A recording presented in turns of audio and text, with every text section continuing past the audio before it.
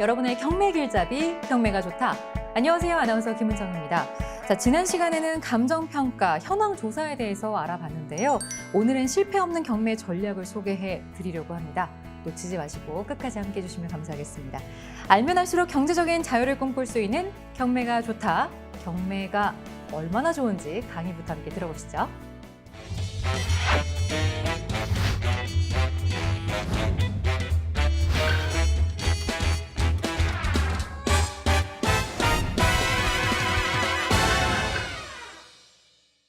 안녕하세요. 한울경매 자산관리 김성훈입니다. 김성훈의 경매가 쉽다. 이번 강의도 이어가 보겠습니다. 경매는 호가 경매가 아니라 기일 입찰인데요. 호가 경매는 우리가 TV 이런 거 이제 많이 봐서 아시겠지만 수산시장이나 과일시장 같은 데 가보면 내가 얼마 쓰겠다 이렇게 손들어서 하는 거 있지 않습니까? 그걸 바로 이제 호가 경매라고 하는 거고요. 부동산 경매는 기일 입찰 방식입니다. 호가 경매가 아니라 기일 입찰 방식이기 때문에 경매에 참여하시려는 분들은 반드시 당일날 법원에 현장 출석을 하셔야 되고요. 우선 경매는 참고로 아셔야 될 게 반드시 오프라인입니다. 아직까지도 오프라인이고요. 많은 분들이 헷갈리시는 게 있는데 공매가 온라인이에요. 경매와 공매는 다른 건데요. 공매를 잠깐 설명드리면 대표적으로 세금 체납이 예죠. 대표적인 예가 이제 세금 체납인데 세금을 내지 않았을 때 압류를 당해서 나오는 게 이제 공매고요. 저희는 이제 부동산 경매를 하고 하기 때문에 온라인이 아니라 오프라인으로 반드시 입찰을 하셔야 되는 겁니다. 그렇게 해서 우리가 입찰할 때는 그런 어떤 필요한 서류가 있는지를 살펴보겠습니다. 제일 중요하죠. 입찰 보증금이 있어야 되고요. 그리고 본인이 입찰할 때 신분증, 도장을 준비하시는 겁니다. 그런데 만약에 본인이 못 가는 상황이 생길 수도 있잖아요. 내가 그날 급한 약속이 있거나 또는 이제 회사에 다니시는 분들은 쉽게 내가 입찰 기일날 원하는 날 탁탁 빠질 수가 없잖아요. 그럴 때는 이제 대리인을 통한 대리 입찰도 가능한데요. 그럴 때는 서류가 조금 변경이 됩니다. 여기서 말한 입찰 보증금과 신분증 도장은 본인이 직접 법원에 출석할 때 기준이고요. 만약에 본인이 법원에 가지 못한다면 본인의 인감증명서와 인감도장에 날인된 위임장을 가지고 대신 나가시는 분이 이 서류, 입찰보증금, 신분증, 도장 이렇게 준비하시면 되는 거 참고해 주시기 바라겠습니다. 그리고 또 한 가지 반드시 이거는 이제 꼭 엄수거든요. 늦으면 절대 입찰 불가예요.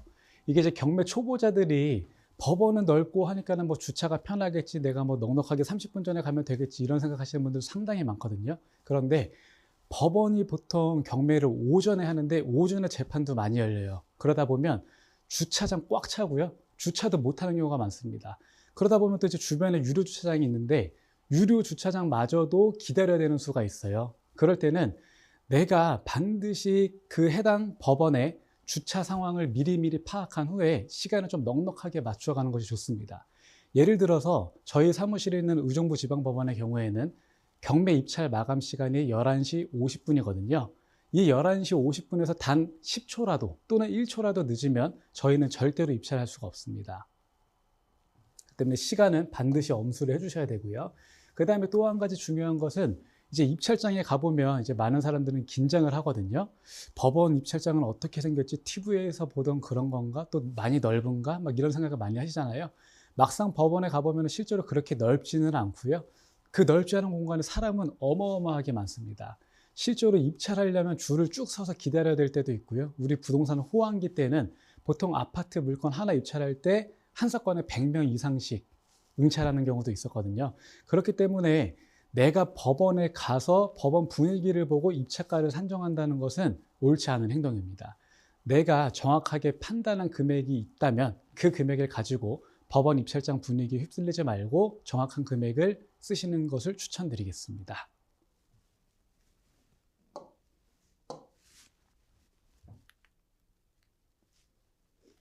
그러면 제가 이제 준비 서류 중에 입찰 보증금이 있다고 말씀을 드렸는데 입찰 보증금과 입찰표는 어떻게 작성하는지 한번 살펴보겠습니다. 우선 입찰 보증금은 최저 매각 가격의 10%입니다. 그런데 이 부분은요, 좀 신기하게 제가 말을 하지 않아도 많은 분들이 10%인 거는 알고 계시더라고요. 어디서 다 들으셨는지 모르겠어요. 그런데 조금 잘못 알고 있는 게 하나 있습니다. 어떤 분이 제가 이제 예를 들면 이렇게 얘기를 하는 거죠. 감정가 3억짜리를 입찰하는데 그러면은 내가 3억이 그대로 입찰한다고 가정했을 때 여러분들은 얼마를 그럼 준비하시면 되겠습니까? 라고 물어보면 10%니까 3천만 원이요? 라고 얘기를 하거든요. 맞습니다. 근데 제가 이제 한 가지 또 예시를 한번 들어볼게요. 이 3억짜리 물건이 만약에 2억으로 유찰이 됐습니다. 그러면 2억까지 유찰된 상황에서 내가 이 물건을 2억 5천만 원에 낙찰을 만약에 받고 싶은 거예요. 그러면 이 물건의 입찰 보증금은 얼마를 가져가야 되나요? 라고 물어보면 또 많은 분들이 10%니까 마찬가지로 2,500만 원이요. 이렇게 얘기를 하거든요. 그런데 2,500만 원도 맞긴 하지만요. 이거 사실은 정확한 기준은 아닙니다. 제가 여기에 앞서 말씀드렸지만 최저 매각 가격의 10%거든요. 그러니까는 내가 입찰하려는 이 금액의 10%가 아니라 최저 매각 가격. 그날 법원에서 이 물건을 시작하는 가격은 2억이지 않습니까? 그러면 우리는 굳이 5천만 원이라는 돈을 더 가져가지 않고도 500만 원을 더 가져가지 않고도 2천만 원의 보증금만 있으면 입찰이 가능한 것입니다. 그러면 우리는 굳이 많은 보증금을 먼저 낼 필요가 없겠죠? 그럼 또 이제 이런 얘기를 하시는 분들이 가끔 계세요. 어차피 내가 법원에 2억 5천을 낼 건데 500만 원 더 내면 어떠냐? 이렇게 또 얘기를 하시는데 법원에서는 그렇게 또 받아주질 않습니다. 그 500만 원을 다시 낙찰자의 계좌를 받아서 또 다시 환급을 해줘요. 그렇기 때문에 법원 절차도 길어지지 않습니까? 그래서 우리는 경매를 좀 배웠다면 앞으로는 최저 매각 가격의 10%로 딱 맞추어서 가져가시는 것이 좋겠습니다. 그리고 이제 입찰표를 그러면 어떻게 작성하는지 한번 살펴볼게요. 입찰표에는 반드시 사건 번호와 인적 사항, 그리고 입찰 보증금과 입찰 금액을 표시를 해야 되는데요. 여기서 가장 많은 실수를 하시는 부분이 사건 번호도 잘 적으시고 또 본인의 인적 사항도 잘 적습니다. 또 가끔 물어보시는 분 계시죠? 도로명 주소를 적어야 되냐, 구주소를 적어야 되냐 이렇게 많이들 물어보시는데 구주소보다는 도로명 주소를 적으시는 겁니다. 그리고 입찰 보증금도 아까 제가 말씀드린 대로 내가 입찰하려는 금액의 10%가 아닌 최저 매각 가격의 10%를 적어주시면 되고요. 이게 가장 중요해요. 여기서 실수 많이 하시는 부분들이 있습니다. 입찰 금액. 많은 분들이 입찰 금액을 실수할 게 뭐가 있냐, 내가 쓸 금액 쓰면 되는 거 아니냐라고 하는데 특히 이제 경매 초보자들은 법원에 처음 가면 아직까지는 법원이 막 익숙하지 않은 공간이기 때문에 그 분위기가 상당히 엄숙하고 어떻게 보면 사실 무섭게 느껴질 수도 있거든요. 그렇게 긴장을 많이 하다 보면 입찰 가격에 숫자, 우리는 이제 아라비아 숫자로 적거든요. 0을 하나 더 붙이는 경우가 생각보다 매우 많아요. 꽤 많습니다. 저도 이제 법원에 가면 자주 볼 수 있는 실수 중에 하나인데요. 내가 만약에 2억 5천을 적어야 되는데 0을 하나 더 붙이면 25억이 되지 않습니까? 그러면 주변에서 웅성웅성 됩니다. 저 사람 큰일 났다 이러고. 그렇기 때문에 우리는 반드시 긴장하지 말고 입찰 금액을 쓸 때는 정확하게 표시를 하셔야 됩니다. 0을 하나 더 붙이는 실수는 저희는 하지 말아야 돼요. 그리고 이제 또 한 가지 실수하시는 부분이 가끔 가다 이 입찰 보증금과 입찰 금액을 바꿔서 쓰시는 분이 계세요. 아무래도 이제 같은 란에 있다 보니까 오른쪽 왼쪽에 나누게 되거든요. 그러다 보니까는 입찰 보증금과 입찰 금액을 이렇게 반대로 써가지고 무효가 되는 경우도 많거든요. 이럴 때는 우리가 권리보상 열심히 하고 시세 조사도 열심히 해서 힘들게 낙찰까지 받았는데 무효가 돼 버리면 안 되겠죠. 말짱 도루묵이니까. 그리고 또 한 가지 말씀드릴게요. 이것도 많이 실수들 하는 부분입니다. 입찰 금액 수정은요 절대 불가해요. 절대. 예를 들어서 내가 일자를 썼는데 이거를 이렇게 4자로 바꾼다든지 또는 일자를 한번 썼다가 이렇게 5자로 바꾼다든지 이게 정말 누가 봐도 아예 그러니까 100명한테 다 물어봐도 티가 안 난다 그러면 이제 수정한 걸 모르겠지만 100명 중에 한두 명이라도 이거 조금 수정한 티가 났네 라고 느껴진다면 집행관은 이것도 바로 무효 처리를 하게 됩니다. 실제로 저는 제 고객이 한번 무효를 당한 적이 있었는데요. 아까 말씀드린 대로 제 고객이 좀 법원에 일찍 왔어야 되는데 좀 본인 개인적인 사정으로 급박하게 온 적이 한 번 있었어요. 그래가지고 제가 이제 대신 인적 사항도 전화번호로 다 적고 뭐 입찰 금액이나 입찰 금액 빼고 뭐 입찰 보증금이나 이런 걸 다 적어드린 적이 있었는데 이제 고객이 와서 그럼 제 고객분에게 이제 마음에 드시는 금액을 뭐 뒷자리를 이렇게 적으십시오. 정형화된 숫자를 보통 안 적거든요. 그래서 뒤에 뭐 몇백, 몇천, 몇백 원, 몇십 원 이런 거 적으세요라고 했는데 그분이 와서 적었는데 하필이면 이 볼펜에서 저희가 이제 볼펜 똥이라고 하지 않습니까? 이게 약간 번졌어요. 이렇게 뭐 이런 식으로요. 이렇게 됐더니 저희가 이제 수정할 시간은 없었거든요. 근데 뭐 누가 봐도 이렇게 조금 나머지 숫자를 이렇게 좀 두껍게 썼기 때문에 문제가 없을 것이다 라고 저도 그나마 좀 판단했었습니다. 어차피 수정할 시간도 없었고요. 그런데 저희가 이 사건의 최고가 매수인이 실제로 됐지만 무효 처리를 받았어요. 그래서 저도 이제 저것 때문에 무효 처리되기는 건 너무 좀 억울해서 이제 의의 신청을 좀 하려고 했으나 이제 낙찰자분이 여성분이셨거든요. 근데 이제 그분도 처음이라 좀 의의 신청이 이런 게 겁이 나다 보니까 다음에 더 좋은 물건을 다시 한번 참여를 하고 싶습니다 해서 넘어간 적이 있는데, 여러분들 절대로 입찰 금액은 수정하면 안 됩니다. 그러니까 시간 미리미리 넉넉하게 가셔서 좀 오래 기다리신다 하더라도 조금만 잘못된 게 있으면 수정하고 시간 엄수하고 하셔야 됩니다. 그렇게 돼서 이제 이런 것도 가끔 좀 물어보시더라고요. 낙찰을 못 받으면 어떻게 되냐? 당연히 낙찰이 되면 잔금에 포함이 되는 거고요. 낙찰을 못 받았을 때는 그 자리에서 바로 돌려받을 수 있으니 걱정하지 않으셔도 됩니다. 마음 놓고 입찰하셔도 돼요. 오늘은 이렇게 제 실제 사례를 들어서 여러분들께 말씀을 드렸는데요. 여러분들 반드시 이 점은 주의하셔서 꼭 실수는 하지 않도록 주의해 주시고, 저희 다음번에는 낙찰을 받았다고 가정하고 이제 낙찰 후에는 어떠한 과정이 이루어지는지 저와 함께 쉽게 알아보겠습니다.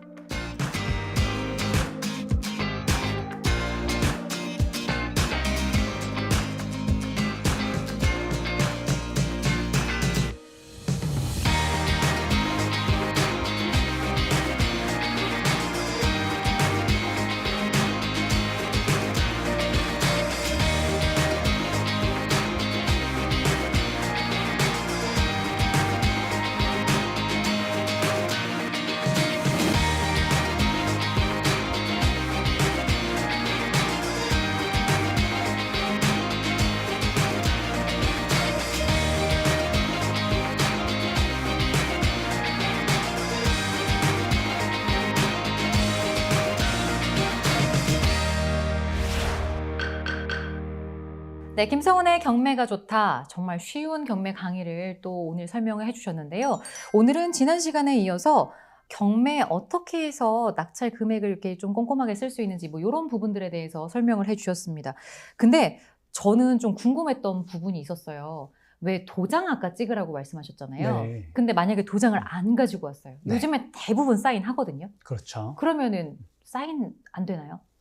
이런 질문 많이 주시는데요. 네. 실제로 제 고객 중에서도 도장을 깜빡했다고 이제 사인으로 하면 안 되냐, 지장으로 하면 안 되냐 이렇게 네. 물어보시는 분들이 많으세요. 그런데 아직까지도 법원 입찰표는 도장을 직접 날인하셔야 됩니다. 네. 그런데 만약에 시간도 이제 얼마 없고 내가 도장을 못 가져와서 집에 갔다 오기 힘드신 분이라면 걱정하실 필요 없습니다. 막도장도 가능하고요. 모든 법원에는 다 매점이 있거든요. 네네. 매점에서 나무 도장 하나 제일 저렴한 거 파고 하셔도 상관없습니다. 아, 법원에서 그냥 매점에 사서 살 수 있는 거네요? 네, 모든 오. 법원마다 다 매점은 있습니다. 그러니까 이게 반드시 인감 도장이어야 될 필요가 없다는 거죠? 네, 맞습니다. 네. 자, 그리고 이제 우리 경매가 쉽다 설명을 정말 쉽게 해주셨습니다만, 저도 사실 이게 조금 애매했던 게 최저 매각 가격, 최저 매각 가격이라는 말이 뭔가 알듯한데 구체적으로 어떤 금액인지 제가 정확히 몰랐던 것 같아요. 그래서 저는 제가 쓰는 금액의 10%만 내면 되나? 라고 단순히 생각했던 것 같은데, 모든 그러면 입찰 참여자들이 같은 입찰 보증금을 내게 되는 거죠? 네, 맞습니다. 네. 아까 이제 예시로 설명해 주셨던 것 중에서 오늘 시작가가 2억이다. 그러면 모든 입찰 참여자는 2천만 원만 내면 다 동일하게 참여를 할 수 있는 거고, 그리고 그 오른쪽에 내가 제시하는 금액을 적으시면 된다. 뭐 이렇게 좀 정리할 수 있을 것 같습니다. 맞나요? 실제로 왼쪽에 입찰 금액을 적게 되어 있고요. 그래요? 오른쪽이 입찰 보증금입니다. 가야 할 길이 아주 많네요. 네. 자, 그리고 말씀해 주셨던 것 중에서 숫자를 잘못 쓰면 아까 이의 신청 할 수 있었는데 안 하셨다라고 하셨거든요. 저는 왜 해볼 법한데 왜 안 하셨는지 좀 궁금해요. 그 부분 이제 숫자를 잘못 썼다기보다는 이제 볼펜 잉크가 좀 네네네. 묻어 나와서 두껍게 그렇죠. 네, 그런데 쓰신 건데. 분명히 이게 수정이라 그러면 우리가 보통 생각했을 때 뭐 X 표시를 한다든지 뭐 네. 두 줄을 긋고 쓴다든지 그런 건 누가 봐도 수정인데, 제가 말한 그 볼펜 잉크는 조금 애매한 부분이 있었거든요. 네네. 그래서 왜냐면은 그나마 그것도 의심을 줄이려고 예. 전체적으로 좀 진하게, 예, 그러니까 예. 이제 볼펜 두께가 좀 두꺼운 걸로 한 듯이 했는데 그걸 가지고 이제 집행관에 이의 신청을 했기 때문에 이걸 한번 집행관에 대해서 집행에 대한 이의 신청을 한번 네. 해봐서 판단을 좀 구할 수 있는 사례였긴 했지만 저희 고객이 이제 아무래도 저처럼 전문가는 아니지 않습니까? 네네네. 그러니까 일반인은 뭔가 법원에 이의 신청을 하거나 소송을 네. 한다 그러면 부담감부터 느끼거든요. 그렇죠. 뭐 또 내야 되나 싶기도 하고. 그렇죠. 예. 그래서 저는 개인적인 욕심으로도 한번 법원의 판단을 받아보고 싶은 개인적인 사실은 욕심이 있었기에 네. 걱정하지 말고 소송 비용은 내가 지불하겠다 이렇게 했는데도 고객분이 그래도 법원에 소송을 하는 건 아무래도 좀 무섭다 해서 그냥 포기를 했던 사례가 한 번 있었습니다. 대표님, 이제 말씀하셨던 것 중에 이 소송 비용 때문에 꺼려질 수도 있겠네요. 그럴 수도 있죠. 그런데 네. 여기서 중요한 거는 우리가 소송을 가기 전에 단순 이의 신청만으로도 일단은 판단을 받을 수는 있었거든요. 근데 네. 이제 그런 판단까지 못 받은 게 좀 아쉽습니다. 그러면 이제 더 나아가서 소송 비용이 보통 어느 정도나 나가는 건가요? 보통 이제 변호사마다 많이 다르겠지만 이게 변호사 비용이군요. 그렇죠. 변호사 비용이 좀 많이 다릅니다. 실력에 따라. 그러니까 내가 만약에 요걸 조금 정말 집요하게 이 물건이 반드시 받고 싶다. 그러면 한번 도전해 볼 법하지만 요것도 기회비용이 분명히 발생을 하는 거네요. 네, 좋습니다. 저희가 경매가 좋다, 여러분들 경매 강의와 함께 시작을 해봤는데요. 사실 저희가 김성원의 경매가 좋다는 여러분들의 사연과 궁금한 점들을 바탕으로 프로그램이 이루어집니다. 샵 3772번 또는 하단에 QR코드를 찍고 들어오시면 여러분들 자세한 경매 상담 도와드리고 있으니까요. 많은 참여를 부탁드리겠습니다. 자, 첫 번째 상담해 주신 분의 사연을 읽어드리겠습니다. 상담 요청합니다. 저는 은퇴 정년 전에 퇴직하고 귀촌을 하려고 준비 중입니다. 마침 전원주택 용도로 나온 200평 규모의 땅이 있어서 낙찰을 받았습니다. 첫 경매였는데 막상 낙찰 받으니 얼떨떨 하더라고요. 지난달에 잔금을 납부하고 측량을 해봤는데 큰 문제를 발견했습니다. 해당 토지가 도로랑 맞닿아 있지 않더군요. 그래서 사실상 진입로가 없는 상태입니다. 실제로는 차 한 대 다닐 수 있는 길과 비슷한 게 있긴 합니다. 지난주에 내려가서 길과 연결된 토지 주인과 얘기를 했는데 제가 생각했던 금액보다 3배나 높게 부르더라고요. 지금 이러지도 저러지도 못하고 스트레스만 쌓여가고 있습니다. 도움 좀 부탁드립니다. 라고 하셨습니다. 자, 우리 전문가님, 이게 소위 알박기에 해당이 되나요? 네. 그럴 수도 있고요. 우선 이 토지를 분할을 했을 때, 이 토지가 최초에 나왔을 때 누군가가 일부러 계획을 하고 사실은 나온 토지일 수도 있고 또는 자연스럽게 맹지가 된 토지일 수도 있겠습니다. 그 부분은 이제 등기부등본을 통해서 전 소유자가 누구였고 언제 어떻게 분할이 됐는지 그런 거 확인하면 좀 알 수 있을 것 같긴 하네요. 네. 그런데 일단 200평 규모의 땅에다가 전원주택을 짓고 싶어서 낙찰을 받았는데 도로에 이렇게 닿아 있지 않는다면 그러면 여기에다 집을 못 짓는 게 되는 건가요? 네. 실제로 건축법상 지금 도로에 접해 있어야만 토지를 지을 수가 있고요. 주택을 지을 수가 있고요. 네. 다만 읍면 같은 경우, 그러니까 그건 이제 지자체 조례에 따라 좀 달라지긴 하지만 현황상 도로가 있는 경우에도 건축허가 가능할 수는 있으니 이 부분에 대해서는 우선은 그 지자체에 먼저 문의를 해보시는 것이 좋기는 하겠습니다. 하지만 도로가 일단 건축허가와 별개로 맞닿아 있지 않다는 것은 굉장히 큰 단점이네요. 네. 그러면 여기에서 지금 3배 정도 높게 불렀다라고 말씀은 하셨지만 이 금액에 따라서 좀 내용이 달라질 수 있는 부분인 것 같거든요. 그렇죠. 일반적으로 3배 정도면 어떻게 적당한 건가요? 사실 제가 만약에 이 땅을 낙찰받았다면 3배 정도 내서 맹지가 풀 수 있다면 사실은 아주 좋죠. 그런데 좋은 정도 수준인 거예요? 그렇죠. 아주 좋은데 따져볼 곳은 있습니다. 다만 그 도로 지분이 그럼 과연 몇 평이냐가 중요하겠죠. 예를 들어서 내가 지금 200평의 땅을 지문자료처럼 낙찰을 받았는데 도로에 대한 토지가 만약에 1000평이다. 1000평을 3배 주고 사라 그런다 그러면 사실은 이제 손해가 날 것이고요. 그렇죠. 만약에 도로 지분이 약 10평, 20평 뭐 비교적 내 땅에 비해서 좀 적은 면적이다. 그러면 3배 가치가 충분히 됩니다. 왜냐면 그 3배를 준다 하더라도 내 땅의 가치가 전체적으로 올라가기 때문에 이제 투자 성공이라고 볼 수 있고요. 제가 이제 한 가지 사실은 만약에 전화 상담을 했으면 여쭤보고 싶었던 부분이 이분이 애초에 법원에서 맹지인 것을 알고 감정평가를 했다면 분명히 맹지인 것을 감안해서 아마 저렴하게 낙찰을 받으셨을 것 같아요. 그렇다면 세배를 주고 자기 땅에 맹지가 풀렸을 때는 그 지가 상승이 엄청나기 때문에 네. 오히려 득이 될 수 있겠네요. 그쵸, 투자를 성공했다고 볼 수도 있겠습니다. 아, 요런 부분들을 좀 확인을 해보시면 도움이 되실 것 같습니다. 그런데요, 전문가님, 만약에 이 땅에 대해서 이 도로를 내가 반드시 구입을 해야 되는 건가요? 아무래도 네. 내 땅에 맹지인 상태에서는 나중에 타인에게 매매를 할 때도 분명히 감가사유가 될 수 있거든요. 네네. 그리고 잠깐 말씀드렸지만 건축 허가 시에도 문제가 될 수 있기 때문에 맹지에서 탈출하는 것은 사실 좀 필수적인 부분이라고 볼 수는 있겠습니다. 네. 근데 만에 하나 이 땅의 면적이 작고 나는 그냥 평생 농사만 지어도 된다, 또는 농지연금을 받을 목적으로 토지를 취득했다라고 하시면 네네. 농지연금 받는 것에는 맹지가 상관이 없거든요. 예. 그렇기 때문에 그런 분들은 사실 맹지로 그냥 두셔도 큰 문제는 없을 것 같습니다. 네. 이게 사실 얕은 지식이 조금 더 화를 불러일으키기도 한데, 제가 또 궁금한 건 요게 지금 만약에 내가 도로를 안 사고 이 도로 주인과 협의를 통해서 내가 이걸 사용할 수 있게 허락을 구하면 그러면 어느 정도 협의가 안 되나요? 보통은 사용승낙서를 하는 경우도 많지만 네. 사용승낙서는 주인이 바뀌었을 때 효력이 없다는 게 큰 단점입니다. 아, 그래요? 네. 근데 이제 일반인이나 공인중개사 대부분 여러분들도 다 이렇게 좀 사용을 하고 계시거든요. 네네. 근데 이제 이런 부분을 해소할 수 있는 것이 바로 지역권입니다. 지역권이요? 네. 네. 이게 뭔가요? 지역권이란 이제 타인의 토지를 내 토지에 편익에 사용하는 권리인데요. 네. 제가 좀 이해하기 쉽도록 화면 하나 준비했거든요. 네네. 그 화면 한번 같이 보면서 설명을 드리겠습니다. 네. 여기를 보시면 덕돌이 47의 4번지라는 토지가 하나 있습니다. 그런데 이 토지 북쪽으로 이렇게 도로가 지나가거든요.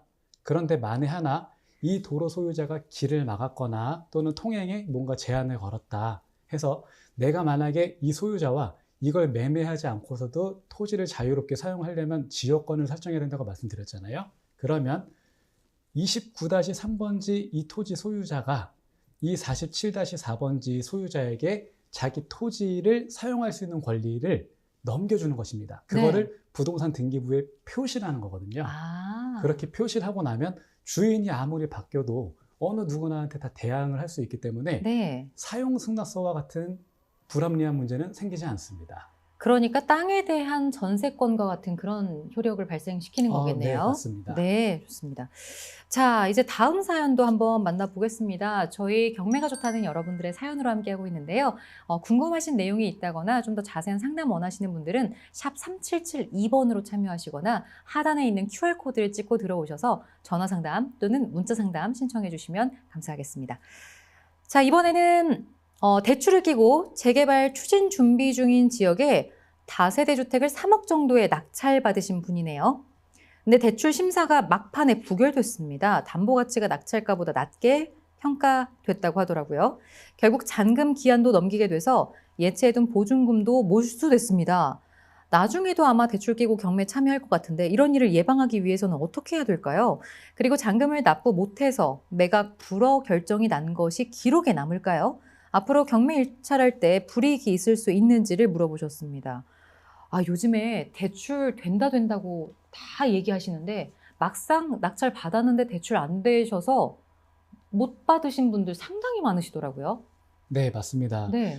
은행에서 광고를 할 때 특히 경매 같은 경우는 대출의 한도가 더 높거든요. 네네. 그래서 법원에 가보면 대출 광고하시는 분들이 상당히 많습니다. 낙찰 가격의 80%, 90% 대출됩니다. 이렇게 광고를 하기 때문에 네. 경매를 잘 모르시는 분들은 아, 나도 낙찰 받으면 그렇게 대출이 나오겠구나 하고 너무 쉽게 생각하시는 분들이 계시는데요. 네.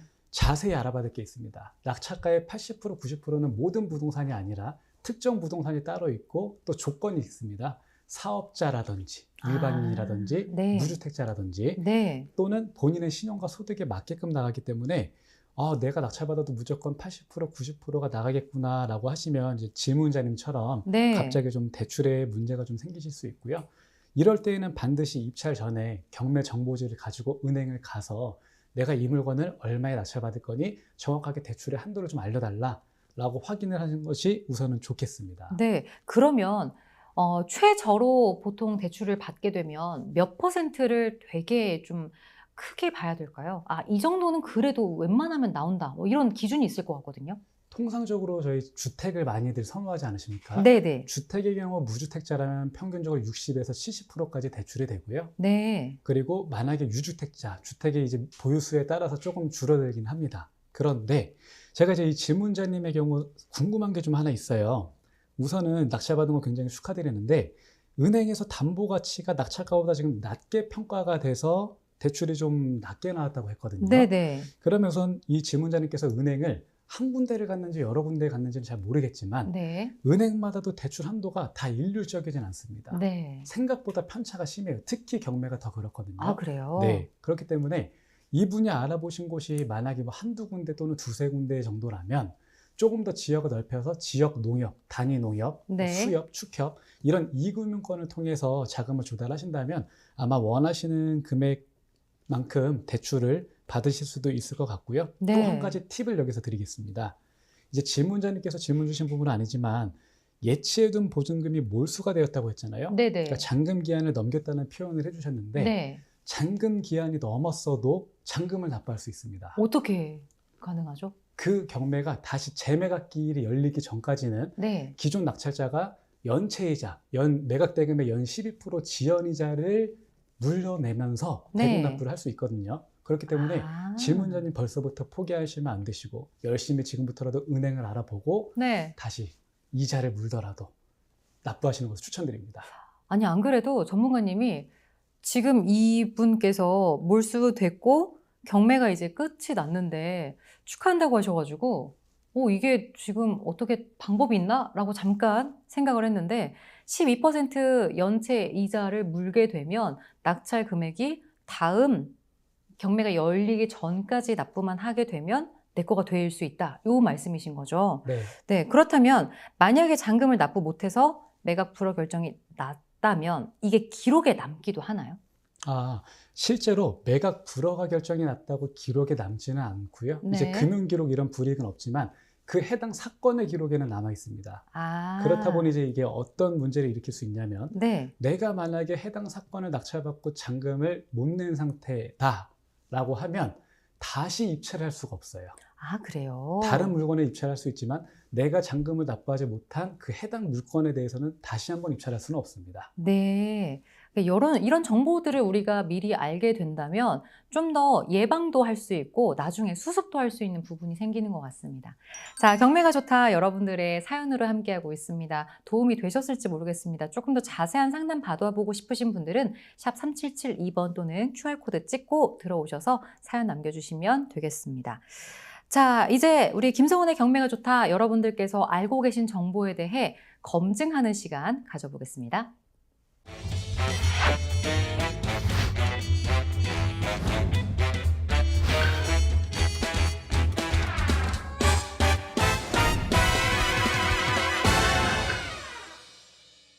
자, 경매에 대해서 잘못된 상식을 알고 계시진 않으신가요? 경매에 대해서 진실 혹은 오해에 대해서 우리 전문가님께서 답변해 주시는 시간인데요. 자, 제가 질문을 드리면 우리 전문가님께서 OX로 확인해 주시면 되겠습니다. 첫 번째 질문입니다. 경매는 무조건 현금으로만 참여할 수 있다. OX 들어주시죠. X인가요? 네, 정답은 X입니다. 원래 아까 그 자기합수표 해야 된다고 말씀하시지 않으셨나요? 네, 입찰 보증금은 이제 현금으로 보통 준비한다고 제가 말씀을 드렸었잖아요. 네. 그런데 우선은 전체적인 부분을 좀 먼저 말씀드리면 경매는 입찰 보증금을 현금으로 준비하시는 건 맞습니다만 이제 나머지 잔금까지도 꼭 현금으로 준비하실 필요는 없습니다. 아, 우리 대출이 있으니까요. 네. 네, 앞서서 우리가 말씀드렸던 것처럼 대출이 또 다 나오는 게 아니니까 요거는 좀 꼼꼼히 살펴봐야겠네요. 네, 그래서 경매도 매매처럼 대출이 가능하고요. 또 입찰 보증금도 잠깐 덧붙여서 설명해드리자면 사실 입찰 보증금조차도 현금 없이 입찰할 수 있는 방법이 하나 있습니다. 뭐 어떻게 하는 거죠? 입찰 보증금이 보통 이제 현금으로 많이 알고 계시잖아요. 네. 그런데 보증보험 증권에서 발행하는 그 보증보험 증권만으로도 입찰에 참여를 할 수가 있습니다. 굳이 현금이 없으셔도 참여할 수 있는 거죠. 이건 어떻게 끊는 거죠? 보통 제가 이런 뭐 상호 얘기를 하면 안 되겠지만 네. 뭐 땡땡 보증보험 뭐 이런 회사가 있거든요. 네네네. 거기 가서 내가 법원에 입찰을 하려고 하는데 예. 입찰 보증금 10%를 좀 끊어주세요라고 하면 그쪽에서 다 해줍니다. 오, 진짜요? 네, 생각보다 비싸지 않습니다. 아, 그거는 일부 수수료만 내면 받을 수 있는 거예요? 네. 근데 이제 그렇게 했는데도 아까 우리 사연자님처럼 대출이 나머지가 안 나오면 어떡해요? 그럴 때 이제 입찰 보증금을 몰수당하지 않습니까? 그러니까요. 그러면 그 보증보험 회사의 돈은 몰수가 되는 거니까 네, 그럼 구상권 갚아야 행사가 되는- 들어옵니다. 아, 그건 또 갚아야 되는 네, 거죠. 맞습니다. 예. 그러니까 방법은 여러 가지가 있는데 우리가 몰라서 못 써먹는 것도 분명히 있는 것 같습니다. 많이 알아야 되는 것 같아요. 자, 두 번째 질문 드려보겠습니다. 경매로 나온 물건은 문제가 있는 부동산이다. O, X 들어주시죠. 하나, 둘, 셋. X. 문제가 없는 부동산이 경매에 나오기도 하나요?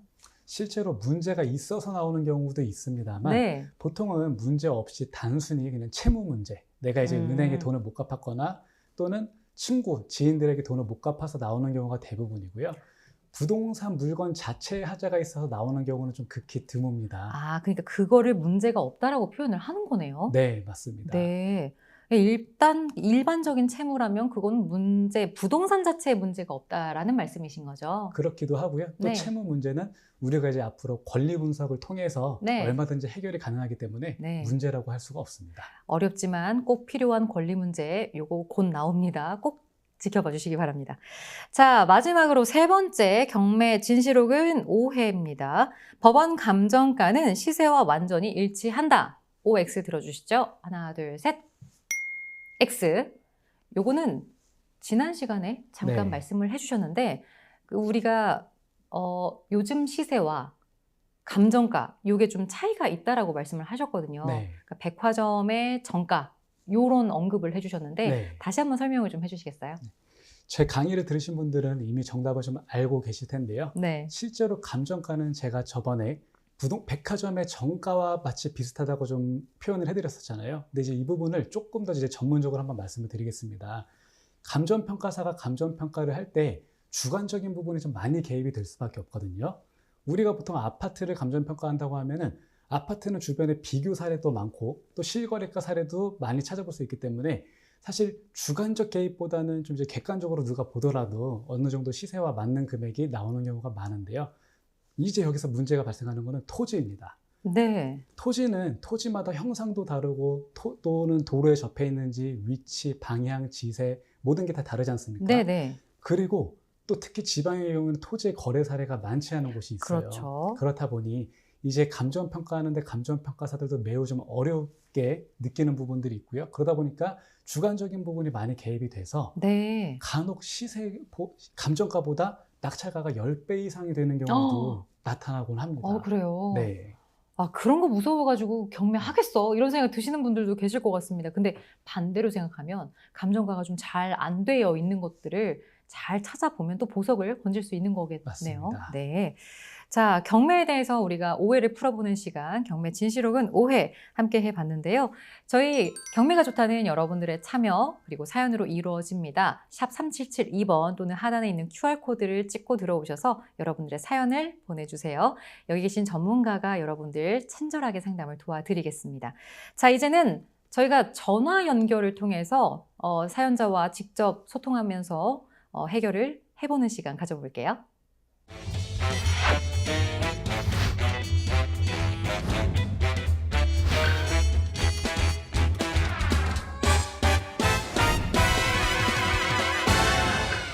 김성원의 경매가 좋다 여러분들의 사연과 참여로 함께하고 있습니다.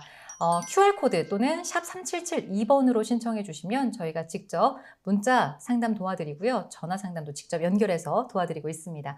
사연자분들 중에서 한 분을 저희가 선정을 해서 전화 연결을 시도해 봤는데요. 사연자님 안녕하세요. 예, 안녕하세요. 네, 반갑습니다.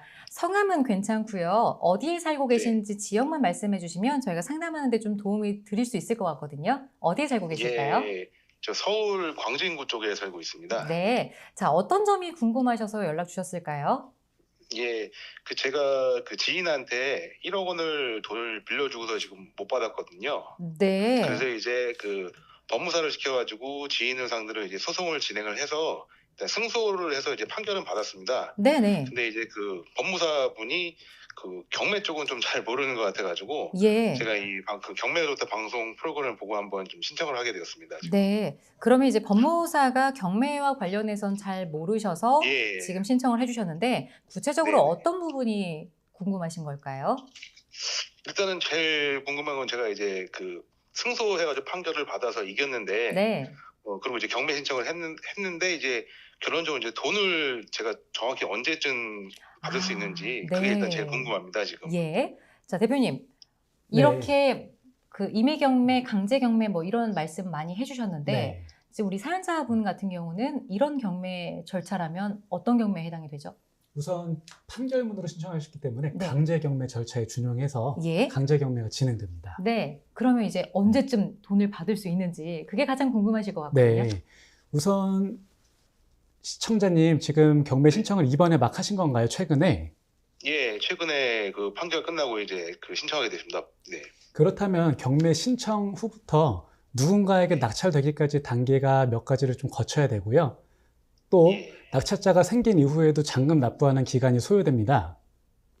그리고 네. 또 낙찰자가 잔금 납부한 이후에 배당기일이 잡히는데 제가 지금 얘기한 것만 봐도 조금 이렇게 헷갈리시고 복잡하시죠? 복잡합니다. 좀. 예. 네, 그렇게 해서 잘 몰라서요. 예. 제가 쉽게 말씀드리면 짧으면 6개월, 길면 1년, 누군가의 의의가 있을 경우에는 1년 이상이 걸릴 수도 있습니다. 그때가 돼야 지금 전화 주신 분께서 아마 법원으로부터 돈을 받으실 수 있을 것입니다. 상당히 많이 걸리네요. 그러니까요. 그러니까 짧아야 6개월이라고 하시니까 우리 사연자님께서는 좀 애가 타실 것 같거든요. 네. 근데 네. 일단 마음의 준비를 일단 좀 하셔야 될 것 같고요. 최소 6개월이라고 말씀하시니까 그렇죠? 그러면은 제가 네. 지금 경매를 신청을 하고서 뭐 이렇게 따로 가만히 있어 기다리면 되는 건가요? 아니면 뭘 또 해야 되나요, 또? 네, 우선은 법무사분께서 신청을 잘 해주셨고 절차는 이제 네. 법원에서 진행을 해주는 것이다 보니 실제로 많은 분들이 이제 내가 할 게 없구나라는 생각을 하세요. 네. 그런데 경매는 알면 알수록 내 권리를 행사할 수 있는 방법들이 많이 있거든요. 예를 들면 가만히 있어도 경매는 진행하고 뭐 순조롭게 낙찰은 되겠지만 만에 하나 다른 채권자가 내 권리를 침해할 수 있는 누군가가 갑자기 생겨났다든지 또는 그 생겨난 사람이 진짜가 아니라 가짜라면 적극적으로 의의 신청을 하셔야 되기 때문에 법원의 진행 상황을 잘 살펴보면서 나보다 앞서 있는 권리는 무엇이 있고 또 그 권리들이 진짜인지 가짜인지 한번 판별해보는 작업은 직접 좀 해보셔야 될 것 같습니다. 물론 이런 부분은 사실은 전문가의 도움을 받는 것이 좋겠죠. 네. 근데 저는요, 전문가님, 지금 내 돈을 못 받아서 경매 신청이 받아들여졌고 이게 법원 판결까지 났는데 여기서 뭔가 변수가 또 생긴다면 와, 우리 사연자님 너무 당황스러울 것 같거든요. 네, 맞습니다. 네. 그런데 대표적으로 이제 경매 사건에서는요, 허위 유치권이 정말 많거든요. 네. 근데 이제 허위 유치권이 있다 보면 경매 낙찰 가격이 하락할 수밖에 없습니다. 예. 그러면 결국은 경매 낙찰 금액이 하락할수록 경매 신청을 하는 채권자한테 돌아갈 돈이 그만큼 적어진다는 뜻이거든요. 네네. 그렇기 때문에 경매를 신청하신 분도 경매에 대한 기본적인 지식이 있어야 네. 내 돈을 지킬 수가 있는 것입니다. 언제까지 방어만 해야 되나 싶은 생각도 듭니다. 사연자님, 잘 들어주셨나요? 예, 잘 네. 들었는데 제가 할 게 많을 것 같네요. 네. 그러니까 법무사만 해결되는 게 아니라 또 다른 절차들도 계속해서 꾸준히 지켜보셔야 된다고 하시니까 예. 네, 뭐 6개월이라는 기간이 뭐 긴 시간이기도 합니다만 그동안에도 많은 좀 신경을 쓰셔야 되지 않을까 이런 생각이 드네요. 혹시 다른 궁금한 점이 있으실까요? 그러면은 그 신경 쓴다는 게 뭐 제가 뭐 법원에 가서 일일이 뭐 확인을 하고 그런 식으로 해야 되는 건가요, 그게? 네, 법원에 가서 이제 이해관계인이기 때문에 서류 열람을 언제든지 할 수 있고요. 만약에 법무사분이 전자 신청을 해줬다면 집에서도 편하게 컴퓨터로 24시간 편하신 시간에 서류 열람을 할 수 있습니다. 그 서류 열람들을 통해서 누가 법원에 언제 어떤 서류를 냈는지 확인하는 것이 중요하고요. 이제 그런 부분은 아까도 말씀드린 대로 아마 일반인이 파악하기 좀 쉽지 않기 때문에 전문가의 도움을 받는 것이 좀 좋을 것으로 보입니다. 예. 네. 사연자님 좀 마음이 좀 불편하시겠지만 어쨌든 우리가 계속해서 방어를 해 나가야 하는 부분이기 때문에 이런 거는 미리 좀 준비를 해 주시는 게 도움이 되실 것 같습니다. 네. 자, 오늘 신청해 주셔서 진심으로 감사드리고요. 또 다른 네. 궁금한 점이 있으시다면 언제든지 남겨주시면 예, 예. 감사하겠습니다. 네, 네. 네. 많은 도움이 됐습니다. 고맙습니다. 네, 감사합니다. 네, 예. 자, 저희 경매가 좋다는 여러분들의 사연으로 함께하고 있습니다. 전화 상담 원하시는 분들은 QR코드 찍고 들어오셔서 전화 상담 체크해 주시면 저희가 따로 연락을 드리도록 하겠습니다.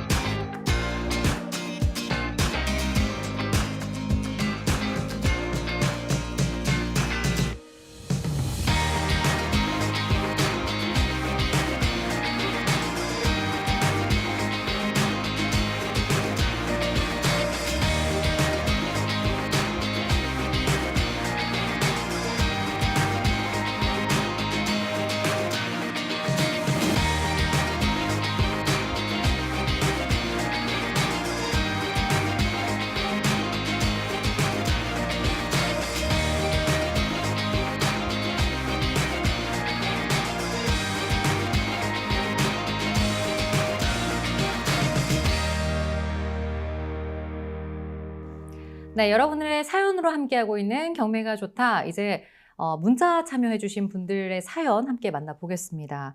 이번에는요, 사업 실패로 인해 재작년 4월에 가지고 있던 작은 건물이 강제 경매 신청이 기각되고 임의 경매가 진행됐습니다. 여러 번 유찰이 됐고 이번에 낙찰됐는데요. 그러면 제가 재산세를 작년, 올해 둘 다 내야 한다고 하는데 와이프랑 저는 파산 신청까지 한 상태입니다. 둘 다 내야 되는지를 고민하시는 우리 사연자님입니다. 전문가님, 딱 이 내용만 들었을 때 어떤 내용인지 직감이 오실 것 같은데요. 저는 사실 재산세?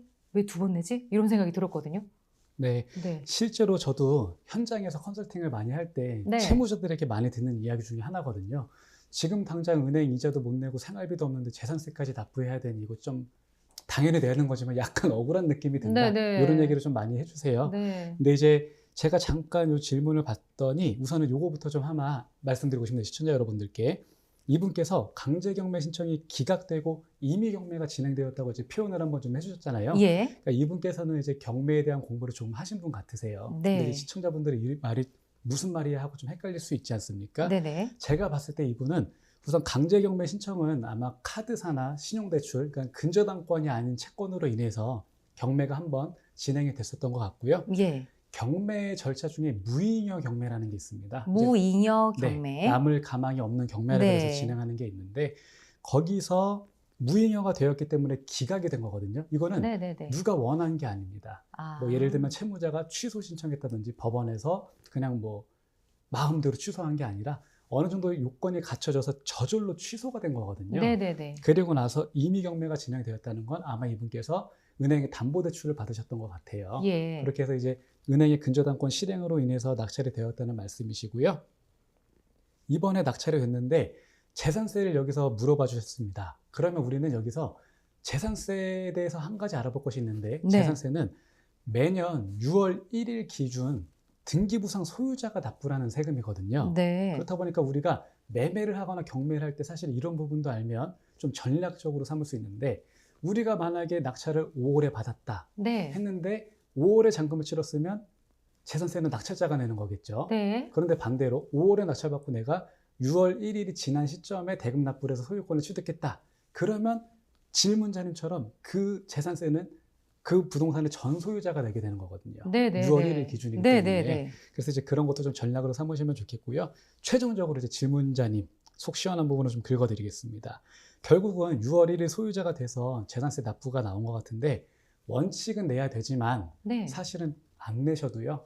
이게 또 법원 경매 절차를 알면 알 수 있는 내용인데 진짜요? 저절로 납부가 될 겁니다. 아, 그러면 그 당해세 같은 거 그거 말씀이신 거죠? 아, 그래서 낙찰 받으신 분이 이 금액을 납부하면 저절로 먼저 재하고 나눠주는 뭐 이런 건가요? 아는 척 좀 해봤습니다. 많이 알고 계시네요. 일반인보다는 확실히 전문가이신 것 같습니다. 아유, 감사합니다. 지금 얘기하신 것처럼 당해세가 있는데 당해세는 좀 몇 가지 종류가 있어요. 네. 대표적으로 재산세, 종합부동산세, 증여세, 상속세 뭐 이런 것들이 있는데 네. 그 해당 부동산에 대해서 부과된 세금을 얘기하는 거거든요. 네. 그렇다 보니까 재산세는 당해세로서 법원에서 우선적으로 배당을 해주기 때문에 다행이다. 채무자가 별도로 납부를 하지 않아도 네. 자동으로 납부가 되는 그런 결과가 나오는 거죠. 2년치 다 제하는 맞습니다. 거죠? 네. 너무 다행이네요. 근데 이게 아까 뭐 강제경매, 임의경매 이게 조금 다르다 하더라도 당해세가 먼저 이렇게 소진되는 게 맞는 건가요? 아, 네. 어떤 경매에도 상관없는 네, 거죠? 강제경매와 임의경매 크게 다르지 않습니다. 네. 제가 이제 돈이 들어가 있으니까 굉장히 감정이입이 확 되네요. 네, 재산세 얘기하니까. 자, 조금 도움이 되셨으면 좋겠습니다. 안 내셔도 된다고 하네요. 자, 이제 마지막으로 사연자님의 상담 한번 내용 보겠습니다. 경매에 관심이 많은 초보자입니다. 현재 저는 5억 정도 대출을 받아 전세 살고 있는데요. 무주택자 혜택으로 대출을 받은 건데 만약에 제가 다세대 주택이나 상가 등의 부동산을 낙찰받고 잔금까지 치른다면 저는 주택 보유자가 되는 건가요? 대출을 유지하면서 경매 참여할 수 있을까요? 라고 질문 주셨습니다. 이거 고민이신 분들 많으실 것 같아요. 네, 실제로 네. 전세를 살고 계신 분들이 내 집 마련하기 위해서 현금을 많이 갖고 계신 분은 없지 않습니까? 네네. 보통 이제 전세 보증금을 받아서 집을 사시는 분들이 많잖아요. 네. 그러다 보니까 이제 이런 고민을 많이 하시는데 우선 질문자님께서 다세대 주택이나 상가 등의 부동산이라고 표현해 주셨는데 뭐 상가는 사실 받으셔도 주택 수에는 포함이 되지 않으니까 상가는 상관이 없고요. 네. 만에 하나 다세대 주택을 받는다면 이제 더 이상 무주택자가 아니기 때문에 예. 문제가 좀 발생할 수는 있는데요. 네. 실무상, 그러니까 원칙상 우선 원칙을 먼저 말씀드리겠습니다. 원칙상 금융기관에서는 무주택자로서 전세 대출을 받았는데 집을 취득을 하게 되면 네. 전세자금 대출은 바로 상환 요청이 들어오게 됩니다. 네네. 그런데 은행에서 우리 정보를 매일마다 확인하는 건 아니잖아요. 보통 갱신을 할 때 확인하지 수시로 확인하지는 않지 않습니까? 네. 그러다 보니까 우리는 갱신하기 전에 충분히 시간 여유가 있다면 갱신할 때까지 좀 자금을 준비를 하면 될 것 같고요.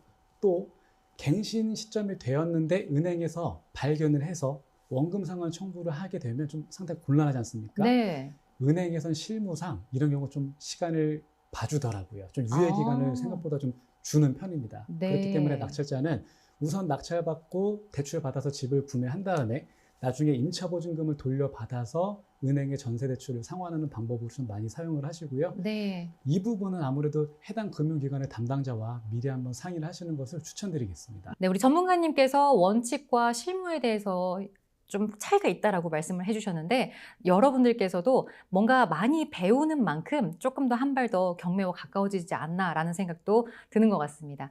자, 조금 더 자세한 상담 원하시거나 나도 이런 사례가 있는데 이것과 비슷한 내용 고민인 게 있는데 하시는 분들 샵 3772번 또는 하단에 있는 QR코드를 찍고 들어오셔서 저희에게 사연 남겨주시면 여기 계신 전문가분께서 여러분들의 소중한 정보를 토대로 상담을 도와드리도록 하겠습니다. 네, 김성훈의 경매가 좋다. 오늘 이해관계인과 관련된 그런 이야기들 또는 경매 실제로 경험을 하시면서 좀 불편했던 내용들에 대해서 속 시원하게 잘 긁어주셨던 것 같습니다. 오늘 어떠셨는지 좀 궁금해요.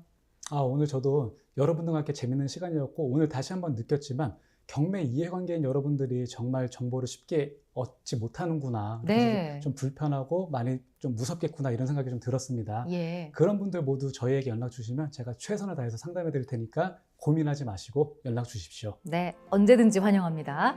자, 김성훈의 경매가 좋다. 다음 시간에는요, 낙찰의 지름길로 갈 수 있는 방법 소개해 주신다고 하니까요, 꼭 시청해 주시기 바라겠습니다. 자, 김성훈의 경매가 좋다.